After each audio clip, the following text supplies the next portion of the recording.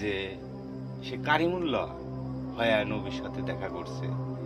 এই আমরা কই যে জিব্রাইল জিব্রাইল তার কাছে ওহী নিয়ে আসছে, নো, কখনো না। হ্যাঁ, স্বয়ং আল্লাহই তার কাছে আসছে, বিভিন্ন রূপ ধরে তার কাছে আসছে। জিব্রাইলের ক্ষমতাও নাই, জিব্রাইলের ভিতরে নফস রূহ কিছু নাই। জিব্রাইল হলো এক আল্লাহর বানানো শুধু রোবটের মতো। এখন যে আমরা আধুনিক যুগে রোবটকে রোবটের মতো, যেখানে বসাবে এখানে বসে থাকবে, যেখানে খাবার করবে খাইব, খাইতে করবে। কারণ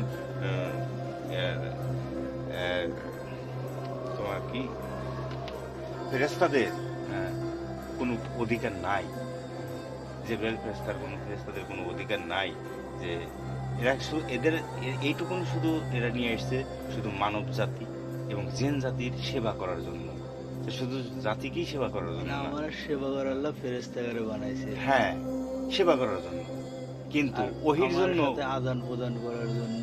মানে নবীর সাথে তো ফেরেশতার মাধ্যমে, জিব্রাইলের মাধ্যমে। হ্যাঁ,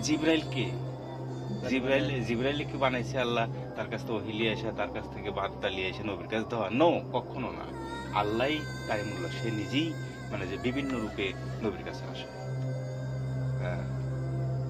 সে ফেরেশতারা রোবটের মতো, ওদের কোনো অধিকারই নাই যে নবীর কাছে এসে আল্লাহর কাছ থেকে নবীর কাছে ওহী নিয়ে আসা, এ ক্ষমতাই নেই। কারণ ওদের নফস নাই, নফসহীন। মানুষ এবং জিনের নফস আছে, রূহ আছে।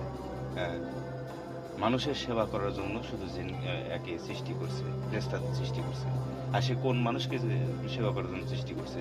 আল্লাহ ফেরেশতাদেরকে, নবী, রাসূল, পীর, পয়গম্বর, ওলিয়া উলিয়া, গাউস, কুতুব, এদেরকে সেবা করার জন্য।